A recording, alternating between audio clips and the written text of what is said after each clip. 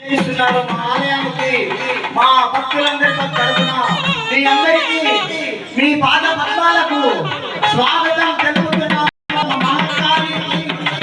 దేవాలయ పాలక మండలి స్వామివారికి స్వాగతం పలుకుతుంది. స్వాగతం సుస్వాగతం. స్వామి ఎంతో బిజీ అయినా కూడా మనకు సరి చేసుకొని మరి కూడా మనకు అనుగ్రహ భాష ఏదైనా వస్తున్నారు వారిని ఆహ్వానిస్తున్నాము. అందరూ కూడా వారికి వారి పాదపద్మాలకి పుష్పాలు సమర్పించి అమ్మ అయ్యా మీరే మీ యొక్క పూలని మా యొక్క ప్రార్థనగా మా యొక్క ప్రార్థనగా మా యొక్క స్వాగతంగా మీరు మమ్మల్ని స్వీకరించేసేసి మీ యొక్క అందరూ కూడా ఇక్కడ ఆగిపోండి. ఎవరి స్థానంలో వాళ్ళు కూర్చోండి. చేస్తారు కాబట్టి ఈ యొక్క కార్యక్రమం లైవ్ లో ఉంటుంది. లింక్ ఓపెన్ చేసేసుకొని ఎవరి సీట్లో వాళ్ళు కూర్చొని లింక్ లో చూస్తూ ఉండండి. అందరూ కూడా ఎవరి స్థానంలో వెళ్ళి కూర్చోండి.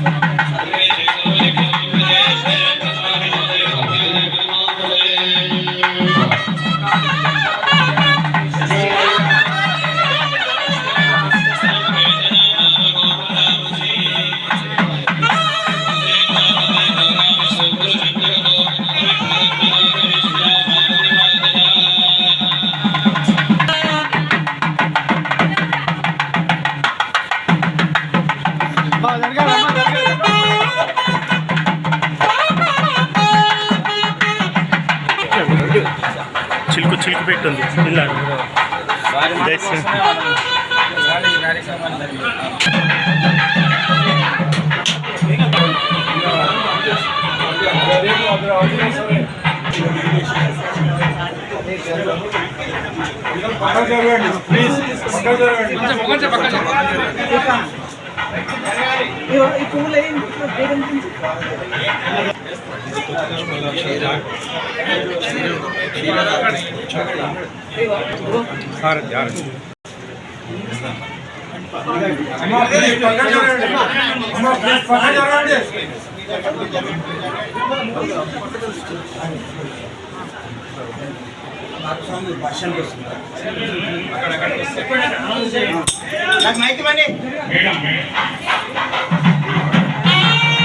చంద్రశేఖర దర్శన సిద్ధాంతి గారు అమ్మవారిని ఉద్దేశించి 4 విషయాలు చెబుతారు.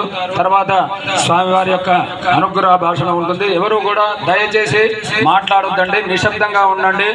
స్వామివారి యొక్క వాక్కు వారి మాటలు వింటే కూడా అటువంటి పుణ్య ఫలితాన్ని మనం పొందుతామని దయచేసి అందరికీ కూడా తెలియజేస్తున్నాం. దయచేసి అందరూ కూడా నిశ్శబ్దంగా ఉండి వారు చెప్పేటువంటి యొక్క 2 మాటలు విని శ్రవణానందం చేసి ధర్మ మార్గంలో నడిచేటువంటి యొక్క ప్రయత్నాన్ని మనం చేద్దామని అందరికీ కూడా తెలియజేస్తున్నాం. హర నమ పార్వతీపతయే హర హర మహాదేవ. సదాశివ సమారంభాం శంకరాచార్య మధ్యమాం అస్మదాచార్య పర్యంతాం వందే గురు పరంపరాం. విశ్వంభరీం విశాలాక్షీం వర్గల్గిరి నివాసినీం విద్యా సరస్వతీం వందే వీణా పుస్తకధారిణీం. యావర్ణ పదవాక్యార్థ గద్యపద్య స్వరూపిణి వాతి నతేతు క్షిప్రం మేధాం దేహి సరస్వతి. భగవద్భక్తులందరికీ మరియు ఆశీర్వైన కుంభాభ సరస్వతీ మూర్తులు దండ విద్యాశంకర భారతీ స్వామి వారి పాదపద్మములకు నమస్కరిస్తూ శ్రీ మహాకాళి మృణ్మయ విగ్రహం స్థానంలో శిలా విగ్రహ స్థాపన కార్యక్రమం ఈరోజు మనం ఏర్పాటు చేసుకున్న విషయం తెలిసిందే. న్యూ గోఖలే నగర్ వాస్తవ్యులు అందరూ కూడా భక్తి శ్రద్ధలతో అందరూ కార్యక్రమాన్ని చేయడం చాలా ముదావహం. అందులో ఈ కాలంలో ఇంతమంది ఇక్కడ వేయించేసి అమ్మవారికి భక్తి శ్రద్ధలతో పూజించి కావలసిన సంభారాలను సమకూర్చి 3 రోజులుగా అవిశ్రాంతంగా పనిచేస్తున్న మీ అందరికీ కూడా ఆ ఇచ్ఛాజ్ఞాన క్రియాశక్తి స్వరూపిణి అయిన మహాంకాళి అమ్మవారి యొక్క పరిపూర్ణమైన ఆశీస్సులు ఉంటాయని ఆశిస్తూ ఎక్కువగా మాట్లాడదలుచుకోలేదు. కారణం ఏమిటంటే స్వామివారికి సమయం తక్కువగా ఉన్నది. స్వామివారికే సమయం ఎక్కువ సమయాన్ని కేటాయిస్తే బాగుంటుంది. స్వామివారి ఇక్కడ నుంచి తిరుపతికి వెళ్ళాలి కాబట్టి ఎక్కువగా మాట్లాడదలుచుకోలేదు. ఒక్క విషయం మాత్రం సత్యం, అమ్మవారు అందరినీ పరిపూర్ణంగా ఆశీస్సులు అందజేస్తుందని భావిస్తూ స్వామివారిని అనుగ్రహ భాషను ఇవ్వవలసిందిగా కోరుతున్నాను.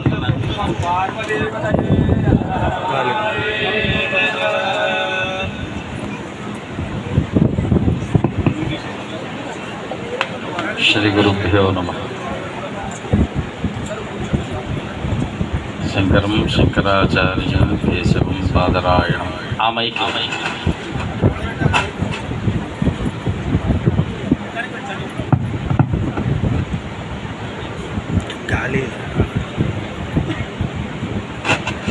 హలో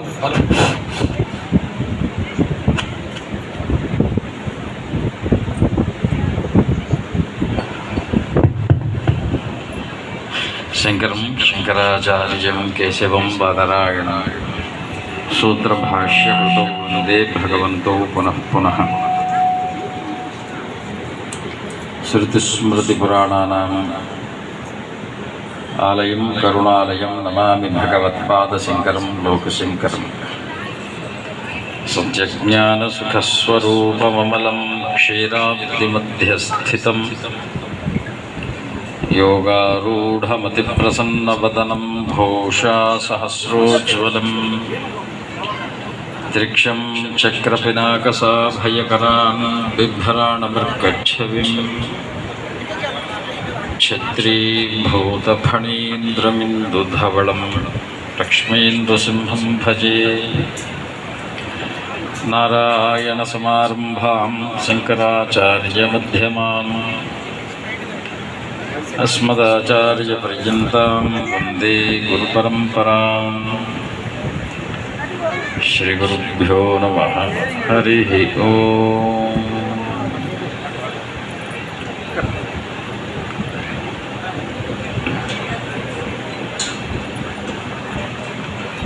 ప్రతిష్టాకాలంలో అందరూ ఒక చోట కూర్చొని ఒక చోటకు చేరి దృష్టి యొక్క కేంద్రీకరణ మనము దేని మీద సంఘము యొక్క దృష్టిలో దాన్ని ప్రతిష్ట. అది రాయి కావచ్చు, శిల కావచ్చు, ఒక చెట్టు కావచ్చు, ఒక వ్యక్తి కావచ్చు, ఏదైనా కావచ్చు. అందుకే ఒక ఉక్తి ఉన్నది మనకు పూర్వం నుంచి, నరుడి కంటికి నల్లరాయి అయినా పగులుతుంది అని. అది రాయిగా ఉంటే పగులుతుంది, శిల అయితే పగలదు. ఎందుకంటే పగలగొట్టి శిల్పంలా తయారు చేస్తాం కాబట్టి అది శిల.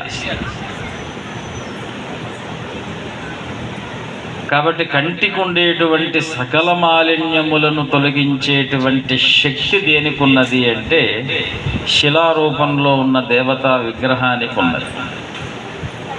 అందుకే మహానుభావులైనటువంటి పెద్దవారందరూ కూడా మనకు దేవతా ప్రతిష్ఠ అనేటువంటి ఒక దివ్యమైన ఆచారాన్ని మనకు అందించారు. దీన్నే సనాతన సంప్రదాయం అంటున్నాం. దేవాలయాలు అనేటువంటివి భారతదేశంలో లేకపోతే సనాతనం అనేటువంటి పేరు మనం చెప్పుకోవటానికి అవకాశమే లేదు. కాబట్టి సనాతన వైదిక ధర్మానికి దేవాలయము అనేటువంటిది నిలయస్థానం. అందుకే శంకర భగవత్పాదులు అన్నారు, శృతి స్మృతి పురాణానాం ఆలయం కరుణాలయం నమామి భగవత్పాద శంకరం లోకశంకరం. శృతులకు, స్మృతులకు, పురాణములకు. శృతులు విశ్వ ప్రాణాధార శక్తి శృతి, అంటే విశ్వమంతా కూడా యస్య నిశ్వసితాః వేదాః అని శాస్త్రం చెప్తోంది. ఎవరి యొక్క ఉచ్ఛ్వాస నిశ్వాసలు వేదముగా ఉన్నాయో ఆ ఉచ్ఛ్వాస నిశ్వాసలని మనం వేదములు అంటున్నాము. ఆ పరమేశ్వరుడట. ఆ శంకరుడు తన యొక్క ఉచ్ఛ్వసితమైనటువంటి వేదాన్ని లోకంలో సుప్రతిష్ఠితం చెయ్యటానికి ఉచ్ఛ్వాస పీల్చుకోవటం, ప్రళయం ఉండదు, నిశ్వాస వదలటం, ఇక్కడ సృష్టి ఏర్పడుతుంది. దీన్ని హంసగతి అని మనం అంటాం. హంస హంసాయ విద్మహే పరమహంసాయ ధీమహి తన్నో హంస ప్రచోదయాతు. పరమాత్మ మన లోపల ఎలా ఉన్నాడు అనేటువంటి విషయాన్ని మనం తెలుసుకుంటే దేవాలయాలలో విగ్రహ ప్రతిష్టలో జరిగే ప్రక్రియ మనకు అర్థమవుతుంది. భౌతికంగా చూసేటువంటి వాడికి అది కేవలం భౌతికమే, కానీ ఆధ్యాత్మికంగా చూసేటువంటి వాడికి లోపల ఆత్మ లక్షణం కనిపిస్తుంది. ఈ ఆత్మ అనేటువంటి పేరుకు వేదాంతం బ్రహ్మ అంటుంది, యోగశాస్త్రము హంస అంటుంది, భక్తి పరమేశ్వరుడు అంటుంది, వేదము స్వరము అంటుంది. అందుకే యో వేదాదౌ స్వర ప్రోక్త, అక్షరానికి స్వరము మూలము. ఇప్పుడు మనం మాట్లాడినటువంటి స్వామివారి మాటలు మీరు వినిపిస్తూ ఉండగా చిట్ట చివరిగా అక్షరాంతంలో ఆ అనేటువంటి ఊ ఓ ఏ అని ఏవైతే స్వరములు ఉన్నాయో దానికి వేదము పరమాత్మ, వేదానికి స్వరం పరమాత్మ. యో వేదాదౌ స్వర ప్రోక్తో వేదాంతే చ ప్రతిష్ఠిత. వేదాంతమునందు ఈ స్వర పరబ్రహ్మను పరబ్రహ్మ అంటున్నాం. పరబ్రహ్మ అంటే ఎక్కడైతే శబ్దము అంతమై అర్థావబోధను సృష్టిస్తున్నదో, ఒక శబ్దం పలకనంత వరకు మీ బుద్ధి పనిచేయట్లే. ఎప్పుడైతే శబ్దాన్ని పలికిన తర్వాత ఈ శబ్దము వెళ్ళి బుద్ధిని ప్రేరేపణ చేసి ఆలోచింపచేస్తోంది. ఏమని ఆలోచింపచేస్తోందంటే శబ్దానికి అనుగుణంగా బుద్ధి చేయటం ప్రారంభమైంది. ఇప్పుడు ఒక సంకల్పం, ఈవేళ ఇక్కడ దేవాలయాన్ని ప్రతిష్ఠ చెయ్యాలి అని ఎవరికైనా అనిపిస్తే మనము అది సంకల్పం చెయ్యాలి అనేటువంటి ఉద్దేశ్యంతో ఎవరినైనా ఆశ్రయించి వారి ద్వారా ప్రేరణ పొందటం, ఆజ్ఞ పొందటం అంటే ప్రేరణాత్మకమైనటువంటి ప్రచోదనాత్మకమైనటువంటి శక్తి. ప్రపంచంలో 3 చాలా ముఖ్యమైనటువంటివి. 1 సంకల్పము, 2 ప్రేరణ, 3 ఆచరణ. దీనికి మించి 4వది ఒకటి ఉంది, అది సంప్రదాయం. ఈ 3 సవ్యంగా ఉండాలి అంటే 4వది సంప్రదాయము ఉండి తీరాలి. దాన్నే సదాచారం అంటాం, సనాతన ధర్మం అంటాం, దేవతా స్థానం అంటాం, దేవాలయం అంటాం, నియమములు అంటాం, ఆచారము అంటాం. మనిషి మనస్సులో మెదిలినటువంటి ఆలోచన సంకల్పమైతే దానిని తల్లి, తండ్రి, గురువుల, దైవము సన్నిధిలో మనము చెప్పుకోవటం అనేటువంటిది సంకల్ప వచనమైతే, ఆ సంకల్ప వచనము ఆమోదించటము గురువుల యొక్క సంప్రదాయబద్ధులైనటువంటి గురువుల యొక్క ఆమోదమైతే, దాన్ని ఆచరించటం అనేటువంటిది మన కర్తవ్యమైతే, ఆచరింపచేసేటువంటిది వేదము, ధర్మము. ఆ ధర్మం ఈనాడు మనం ప్రతిష్టా రూపంలో మనం చూసుకోబోతున్నాము అంటే ఇది ఈరోజు ఇక్కడ కొత్తగా పుట్టినటువంటి ధర్మం కాదు. కొన్ని లక్షల కోట్ల ఈ సంప్రదాయం మనకు వస్తున్నది. కొత్తగా వింటున్న సంప్రదాయం కాదు, కొత్తగా చేస్తున్నటువంటి ఆచారం కాదు, కొత్తగా చూస్తున్నటువంటి అద్భుతం ఏమీ కాదు. మనకు ఆహారం ఎంత అవసరమో, స్నాన శుచి ఎంత అవసరమో, మనిషి సహాయం ఎంత అవసరమో, దేవతా ప్రతిష్ఠ అంత అవసరం. అది లేకపోతే వేదంలో చిత్స్మహ్య ప్రతిష్ట సభూయాద్యోస్మాన్ ద్వేష్టి ఎంచవయం ద్విష్మః. ప్రతిష్ట అంటే ఏమి? మీ చిత్తాన్ని దేని యందు నిలుపుతారో అది ప్రతిష్ట, కానీ విగ్రహానికి మనం చేసేటువంటిది ప్రతిష్ట కాదయ్యా. ఇక్కడ వేద పండితులందరూ ఉన్నారు, వారికి ప్రతిష్ట అనేటువంటి మంత్రాలను పెట్టేటప్పుడు, యంత్రం పెట్టేటప్పుడు ధ్రువ సూక్తం అని మనం చదువుతాం. అంతరిక్షే ధ్రువస్థిష్ట, అంతరిక్షంలో ఉంటుంది ధ్రువం అంటే కేంద్రం, పైన మూల ఉండేటువంటిది. మన మనసుకు కూడా బ్రహ్మరంధ్రం మూలం, ఇది అంతరిక్షం. అక్కడ ప్రతి ఒక్కరికి కూడా శ్రద్ధాస్థానం అంటే బ్రహ్మరంధ్రం. దీన్ని ఎక్కడ మనము స్థాపన చేస్తామో దాన్ని మనము శ్రద్ధ, మేధ, ప్రజ్ఞ. ఇందాక మన సిద్ధాంతి గారు మేధాందేవి ప్రయచ్చతు అన్నారు. మేధాశక్తి ఎలా వస్తుంది? శ్రద్ధ ద్వారా మేధాశక్తి. మేధాశక్తి అంటే మనకు మెమొరైజ్ చేసుకునేటువంటి శక్తి, జ్ఞాపక శక్తి. చూడగానే ఇది ఫలానా, ఇది మనది. కేవలం జ్ఞాపక శక్తే కాదు మెమొరీ అంటే, సత్యాసత్యాలను మీకు తెలియజేసేటువంటి విజ్ఞానమే మెమొరీ. ఇది సత్యము, ఇది అసత్యము. ఈరోజు మనం బయట పోతే ఏది సత్యము ఏది అసత్యము అని తెలుసుకోవటానికి మన మేధాశక్తి సరిపోతూ ఉందా? చెప్పండి ఒక మాట. ఎందుకంటే మాయాత్మకమైనటువంటి ప్రపంచం, యంత్రాత్మకమైనటువంటి ప్రపంచం, అంతర్జాలాత్మకమైనటువంటి ప్రపంచం, ప్రపంచంలో ఉండేటువంటి పరమాత్మ యొక్క వాక్కు పనిచేయట్లేదు, కానీ అంతర్జాల ప్రపంచంలో మొత్తం అంతా జాలంగానే నడుస్తూ ఉన్నది. ఆ జాలంలో నుంచి బయటపడేసేటువంటి జాలం ఏదైనా ఉంది అంటే అది ఈవేళ ఇక్కడ రామంతపూర్లో ఉండేటువంటి గోఖలే కాలనీ. చూడండి ఎంత అద్భుతమైందో. ద్వాపర యుగానికి త్రేతాయుగానికి మధ్య సంబంధం పెట్టాం మనం. రాముడి యొక్క అంతఃపురమైనటువంటి రామాంతఃపురం. నిజానికి చెప్పాలంటే అంతశబ్దానికి రామాంతపురం అంటే రాముడు అంతమొందినటువంటి పురం అని కాదు. అంతశబ్దానికి రాముడి యొక్క అంతఃపురమైనటువంటి, రాముడి హృదయమైనటువంటిది. అందులో గోఖలే కాలనీ. గోఖలే అంటే ఒక్కరి పేరు, వ్యక్తికి ఇచ్చేటువంటి పేరు. గోకులం నుంచి వచ్చిన వారు అని అర్థం. ఆ గోకులంలో ఉండేటువంటి వారు రాముడి యొక్క హృదయంలో ఎవరుంటారు అని మనము గోలోక వర్ణన చూస్తే, రాముడికైనా శివుడికైనా హృదయంలో గోలోకం అని ఒక లోకం ఉంటుంది. దాన్నే మనము హృదయం అంటున్నాం.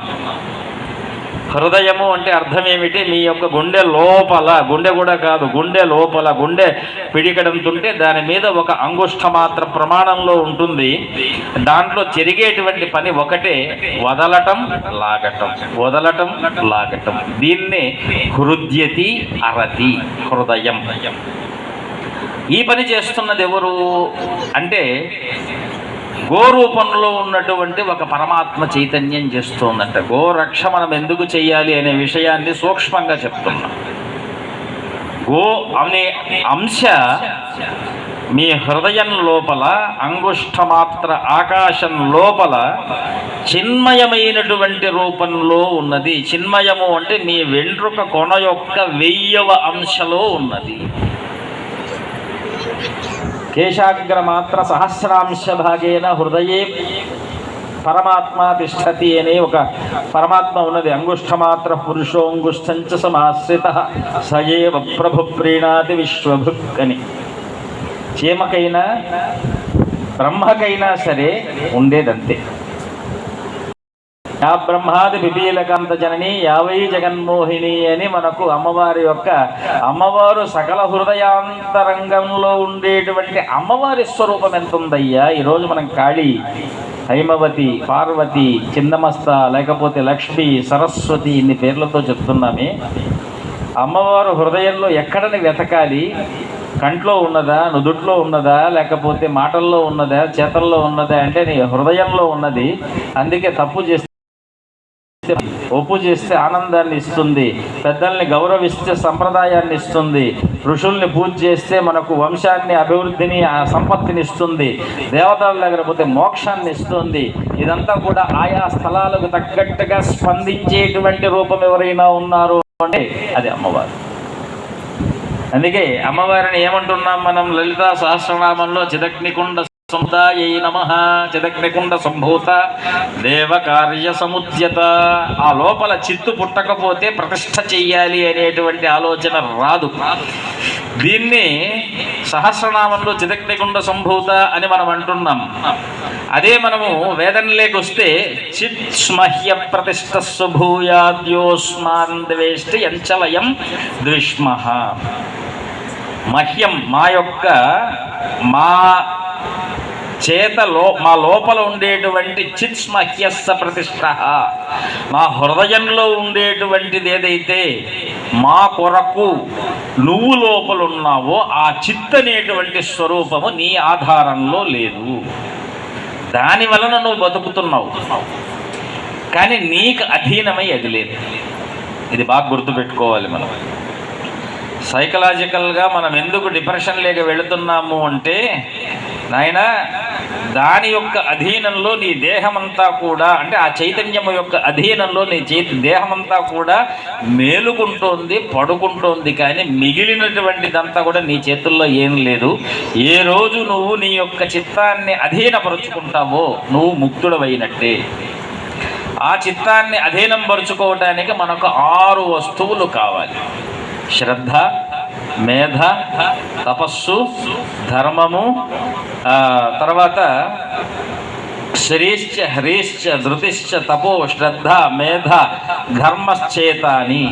శ్రీశ్చ హ్రీశ్చ ధృతిశ్చ తపో శ్రద్ధ మేధ ధర్మ అని 7 సామగ్రుల యొక్క పదార్థములు మనకు కావాలి. ఇవి లేకపోతే మీ హృదయంలోనైనా ఏ విగ్రహంలోనైనా సరే చైతన్యము ప్రతిష్ఠింపబడదు. ఇది బాగా తెలుసుకోవాలి. ఈవేళ స్వామివారు ఒక 20 నిమిషాలు ప్రసంగం చేశారు అంటే అక్కడ పెడుతున్నదేమి, మనకు కావలసిందేమి అనేటువంటి విషయాన్ని చూసుకోవాలి. శ్రద్ధ ఉన్నది అనేటువంటి విశ్వాసం, శ్రద్ధానామ విశ్వాసం. శ్రద్ధ, మేధ, పెద్దలు చెప్పినటువంటి వాక్యాలను గుర్తుపెట్టుకోవటం. శ్రద్ధ, మేధ, ప్రతిష్ఠ, అంతటా ఉన్నది అనేటువంటి భావన. ప్రతిష్ఠ అంటే అర్థం ఏమిటి? ఇక్కడ ఒక చోటే కాదు, ప్రతి స్థలమునందు తిష్టతి కాబట్టి ప్రతిష్ఠ. శ్రద్ధ, మేధ, ప్రతిష్ఠ, ధర్మశ్చే శ్రీశ్చ హ్రీశ్చ ధృతిశ్చ. శ్రీశ్చ సకల ఐశ్వర్యములకు మూలమైనటువంటి ప్రకృతి. హ్రీశ్చ సకల మనస్సునందు కూడా ఆలోచింపజేసేటువంటి ప్రకృతి. ధృతిశ్చ మనస్సుకు ధైర్యాన్ని ఇచ్చేటువంటి ప్రకృతి. ఈ 3 శ్రద్ధ, మేధ, ప్రతిష్ఠ, ఈ 6 కలిస్తే ధర్మము. సనాతన ధర్మం అంటే ఏమిటి?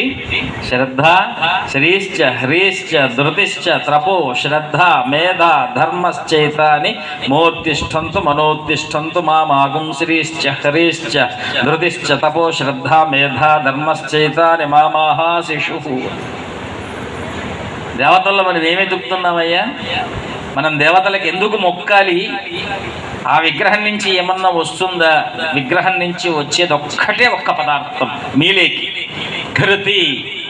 అందుకే విగ్రహంలో మనం ప్రతిష్ఠ చేసేది కూడా ధ్రువంతే రాజా వరుణో, ధ్రువం దేవో బృహస్పతి, ధ్రువంత ఇంద్రశ్చాగ్నిశ్చ, రాష్ట్రం ధారయతాన్ ధ్రువం అని మంత్రం చెప్పి యంత్ర ప్రతిష్ఠ చేస్తున్నామంటే అర్థం ఏమిటి?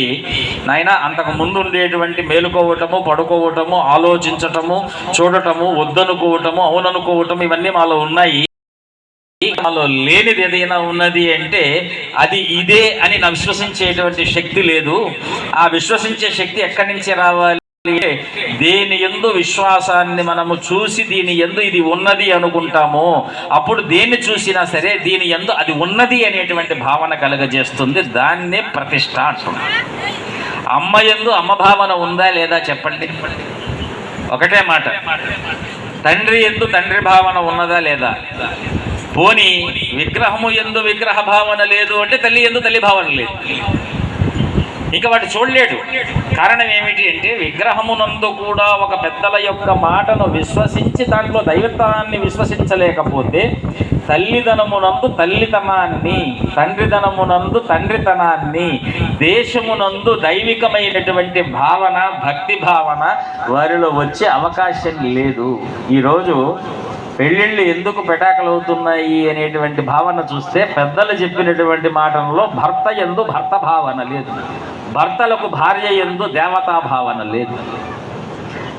ఎందుకంటే అనేక అంశాలు పాఠశాల దగ్గర నుంచి మనకు ఉండేటువంటి సెల్ ఫోన్ల వరకు అన్ని రకాలైనటువంటి దుర్వ్యాపారాలు మనస్సులో నింపటమే నేటి సమాజంలో జరుగుతున్నటువంటి హైందవ వినాశకర హేతుకమైనటువంటి ప్రయత్నాలు. అందులో మన వాళ్ళు సత్సంకల్పాలు చేసి వీడియో ద్వారా లైవ్లు ఇస్తూ మన వాళ్ళు చెప్తున్నటువంటి మాట ఏమిటి అంటే, నాయన విశ్వసించండి, పరమాత్మ ఉన్నాడు, విశ్వసించండి. విశ్వాసము అంటే ఉన్నాడు, ఈరోజు ఏమీ చేయకపోవచ్చు, కాకపోతే సాక్షిభూతంగా ఉన్నాడు. ఏదో ఒక రోజు మనం చేసింది, విశ్వంలో ఒక థియరీ ఉందండి, అదేదో క్వాంటమ్ థియరీనో ఏదో అంటారు, లేకపోతే ఇంకోటి ఏదో, అదే తిరిగి మనం చేసింది శబ్దమైనా సరే రూపమైనా సరే అంతరిక్షంలో తిరిగి మళ్ళీ ఏదో ఒక రోజు మనకు ప్రత్యక్షం అవుతుంది. సృష్టి కూడా అలాగనే ఉంటుంది. టైం అయిపోతే చెప్పండి, ఇంకొక 3 నిమిషాలు. కిరణంలా అంటే పాస్ట్ ఫ్యూచర్, ఎప్పుడో నక్షత్రాల నుంచి వెలువడినటువంటి కాంతి కోట్ల సంవత్సరాలు ప్రయాణం చేసి ఈరోజు మన కంటికి వస్తుంది. అంటే ఈరోజు మనం చూస్తున్నటువంటి వెలుగు ఈ రోజుది కాదు, కోట్ల సంవత్సరాల క్రిందటిది. మనం చూసే ప్రతి కిరణము కూడా సూర్యుడికి అంత వేగం, కాంతి వేగం ఉన్నది కాబట్టి 8 నిమిషాల క్రిందట వదలబడినటువంటి కాంతిని వేళ చూస్తున్నాం. అలాగే మన జీవితంలో కూడా ఈ జన్మలో చూడకపోవచ్చు, కానీ ఈరోజు ఏదైనా మనం చూస్తున్నాము అంటే ఎక్కడి నుంచినా అది వస్తేనే వ్యక్తి అయినా, శక్తి అయినా, యుక్తి అయినా మన కంటికి కనిపిస్తుంది, లేకపోతే కనపడదు. ఇది విశ్వాంతరాలలో భ్రమించేటువంటి ఒక శక్తి. దీన్నే భ్రమరాంబ అంటున్నాం, భ్రమింపజేస్తున్నటువంటి శక్తి. ఈ భ్రమింపజేసేటువంటి శక్తి కనిపిస్తున్నది అంటే దాన్ని మల్లికార్జునుడు అంటున్నాం. మన ఆంధ్రదేశంలో ఉన్నటువంటి శ్రీశైలంలో ఉన్నటువంటి దేవతల యొక్క శక్తి ఏమిటి అంటే నాభిస్థానం. శ్రీశైలము విశ్వనాభి, ఇక్కడి నుంచి పుట్టేటువంటి శక్తి. ఏదైనా ఒక పదార్థం భ్రమించాలి అంటే దాని ఎండ్స్లో దాని యొక్క శక్తి ప్రారంభం కాదు, మధ్యలో ప్రారంభం కావాలి, పట్టుకోవాలి, నాభి ఆధారం ఉండాలి. అక్కడి నుంచి పుట్టిన శక్తి మొత్తాన్ని సమంగా తిప్పుతుందట. ఒక ఫ్యాన్ తిరగాలి అంటే దాని కాయిల్స్ మధ్యలో ఉండాలి, కానీ చివరిలో ఉండదు. ఏదైనా మన జీవితం పుట్టాలి, నడవాలి అంటే మనకు నాభిలో నుంచి చైతన్య శక్తి తల్లి ఇస్తే జరుగుతుంది. తల్లి ఇవ్వకపోతే తల్లడిల్లిపోతాం. కాబట్టి చూడండి ఎన్ని రకాలైనటువంటి మన మాటల్లో మొరటతనము, మూఢత్వము లాగా భ్రమింపజేసేటువంటి మాట తీరు ఉందేమో, కానీ పరమాత్మ ఆట తీరులో మాత్రం ఎక్కడ కూడా కాంప్రమైజ్ అనేటువంటిది లేకుండా లోకం నడుస్తున్నది. కాబట్టి దాన్ని ఇంగ్లీష్లో కాస్త సైంటిఫికల్గా మన వాళ్ళు ఫ్యాషన్గా లాంగ్వేజ్ యూజ్ చేస్తారేమో, కానీ ఆ లాంగ్వేజ్ మనల్ని పాడు చేసే లాంగ్వేజ్ కాకుండా మన జీవితానికి కావలసినటువంటి పుణ్య సామగ్రిని కలగజేసేటువంటి ఒక అద్భుతమైన పరమాత్మ యోగాన్ని కలగజేయాలి. ఆ యోగాన్ని కలగజేసేటువంటి విధానంలో భారతదేశంలో మనకు దోహదపడుతున్నటువంటివి ఏవైనా ఉన్నాయి అంటే మొట్టమొదటిగా దేవాలయాలు. అందుకే గోశబ్దానికి తల్లి అని అర్థం ఉన్నది, గోశబ్దానికి విశ్వం అనే అర్థం ఉన్నది, గోశబ్దానికి ప్రాణమని అర్థం ఉన్నది, గోశబ్దానికి విగ్రహము దేవత అనేటువంటి అర్థం ఉన్నది. ఎందుకంటే లోకమంతా కూడా పాలిస్తున్నది అమ్మవారు. గోవు పాలిస్తున్నది, విశ్వజనని మనల్ని పాలిస్తున్నది. ఈ యొక్క వేదము ఏం చేస్తున్నది అంటే విశ్వాసాన్ని పాలిస్తుంది.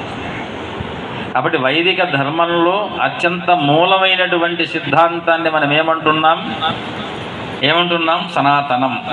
ఆ సనాతనమే దేవాలయంలో అమ్మవారి యొక్క స్వరూపంగా ఈవేళ వైశాఖ మాసంలో పూర్వపక్షంలో అంటే శుక్లపక్షంలో త్రయోదశి పర్వదినాన బుధవారం రోజు మహాంకాళి అమ్మవారిని మనం ఇక్కడ ఇంకొక 5 నిమిషాల్లో ప్రతిష్ఠింపజేసుకొని రేపటి నుంచి ఆరాధించబోతున్నాం.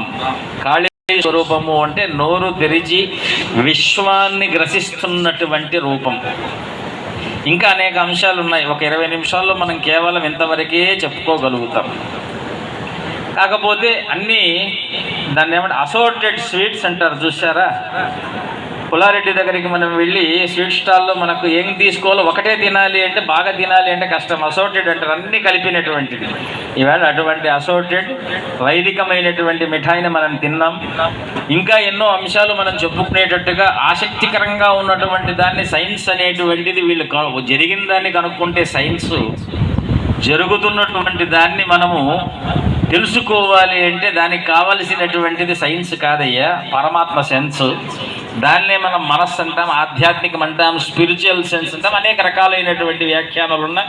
మళ్ళీ ఇంకొక సందర్భంలో అమ్మవారి యొక్క అనుగ్రహంతో మహాకాళి తత్వాన్ని మనం తెలుసుకుంటూ ముందుకు వెళదాం. ఒకటి మాత్రం గుర్తుపెట్టుకోండి పిల్లలు, పెద్దలు, మాతృమూర్తులు, ఇక్కడ అందరూ ప్రతిష్ట ఇంత గొప్పగా చేస్తున్నటువంటి యాజమాన్యానికంతా కూడా ఎదుటి వారిలో విశ్వాసాన్ని కలగజేయటమే ప్రతిష్ట యొక్క మూల లక్షణం. దేవతా దర్శనం ఎందుకు చెయ్యాలి అనే విషయాన్ని చెప్పాను. చిస్మహ్య ప్రతిష్ఠస్స భూయాద్యో ఓస్మాన్ ద్వేష్టి యంచ వయం విష్మః. మన లోపల మనల్ని భ్రమింపజేస్తున్నటువంటి శత్రువుల్ని నివృత్తి చేసి యథార్థ జ్ఞానమైనటువంటి అంటే facts in front of ice కనపడాలి అంటే పరమాత్మ దర్శనంతో జీవితం ప్రారంభం కావాలి. అందుకు మనకు కావలసింది దేవాలయం. ఆ దేవాలయం ఈరోజు మన గోకులంలో, బృందావనంలో మహంకాళి స్వరూపంగా, అంటే కృష్ణుడే కాళీ, కాళీయే కృష్ణుడు అని శాస్త్రం.